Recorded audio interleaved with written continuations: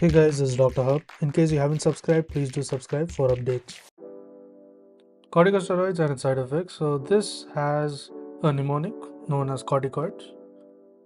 So corticosteroids. So C is for the Cushing syndrome, and then comes O for the osteoporosis, R for the retardation of growth, then comes T.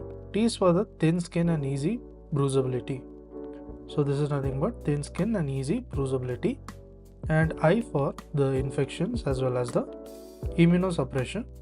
Next is a C. C means it is for the cataract. So it is cataract. Moving on, corticosteroids. So O stands for the edema, S for the suppression of the HPA axis.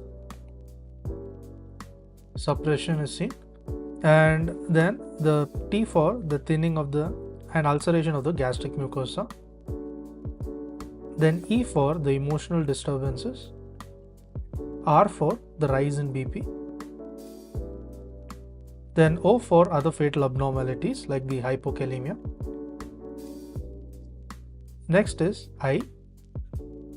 I is for increase in the hair growth, that is known as the hirsutism. D for the diabetes mellitus precipitation, and S for the striae.